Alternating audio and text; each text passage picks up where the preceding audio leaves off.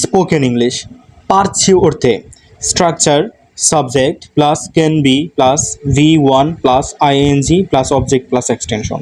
Examples: I can be doing the work, আমি কাজটি করতে পারছি। I can be cooking well, আমি ভালোভাবে রান্না করতে পারছি। I can be cleaning the room, আমি ঘরটি পরিষ্কার করতে পারছি। I can be washing the towel, আমি তোয়ালেটা ধুতে পারছি। He can be speaking in English fluently, তিনি অনর্গল ইংরেজিতে কথা বলতে পারছেন। She can be writing the letter, সে চিঠিটি লিখতে পারছে। We can be coming properly, আমরা ঠিকভাবে আসতে পারছি। ইউ ক্যান বি ড্যান্সিং, তুমি নাচ করতে পারছো। তাহলে আমরা কি বুঝতে পারলাম যে কোনো কাজ যদি আমরা দক্ষতার সাথে করতে পারছি চলমান বোঝায়, তাহলে আমরা এই উপরে স্ট্রাকচারটি করব। আই থিঙ্ক আপনারা খুব ভালো বুঝতে পেরেছেন। নতুন লেসনে আবার দেখা হবে। আল্লাহ হাফেজ।